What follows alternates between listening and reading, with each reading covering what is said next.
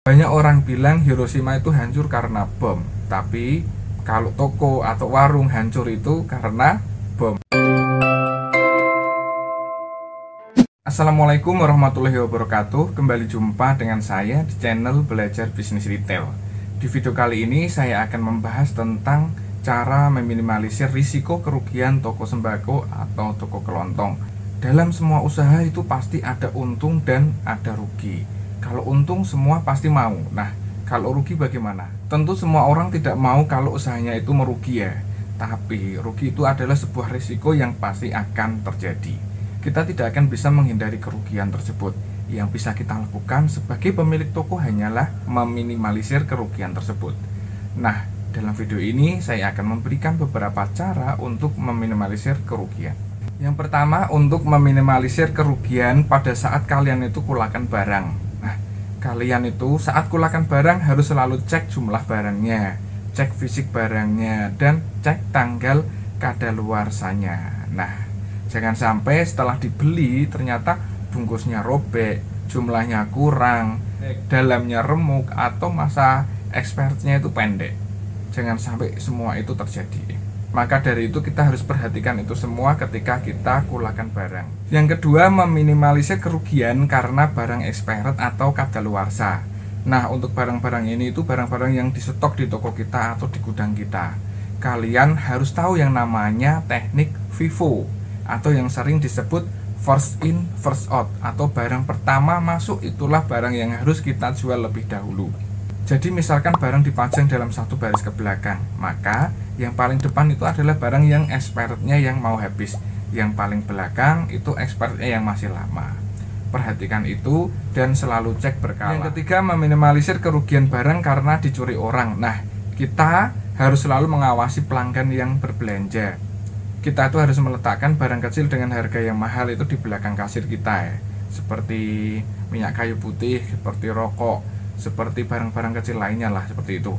Dan kita kalau ada dana lebih bisa pasang CCTV, atau kalau dananya itu minim, kita itu bisa pasang CCTV kosong di beberapa sudut ruangan agar pembeli itu merasa selalu diawasi oleh CCTV. CCTV kosong ini sebenarnya itu CCTV yang tidak berfungsi. Tapi kalau pelanggan masuk lihat CCTV seperti itu kan tidak tahu itu berfungsi atau tidak. Nah, itu bisa untuk mengantisipasi.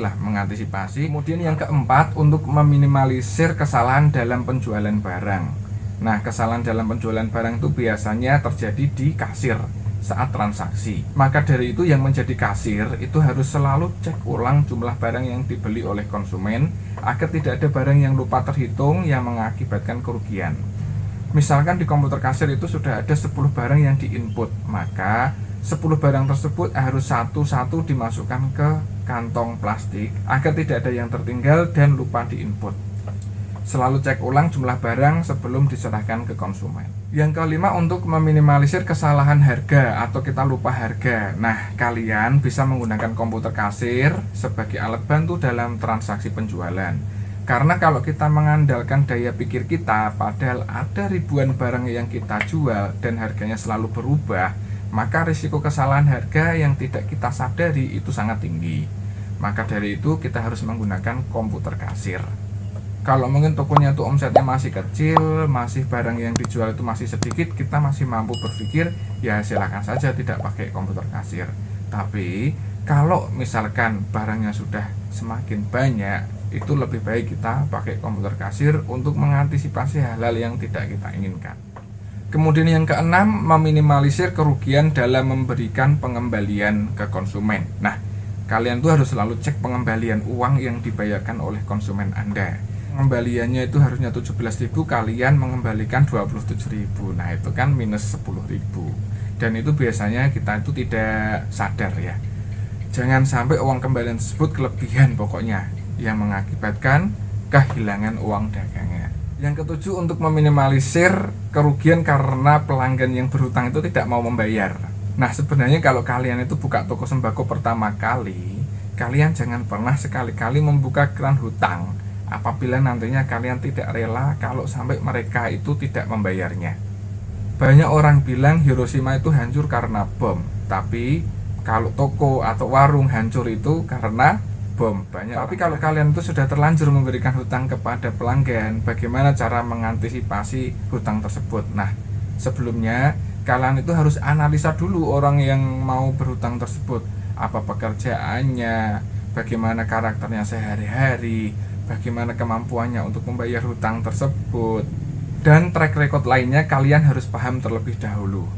Selain itu, kalian juga harus menentukan batas hutang yang dapat diberikan ke konsumen kalian dan berapa lama maksimum jangka waktu pembayaran hutang tersebut.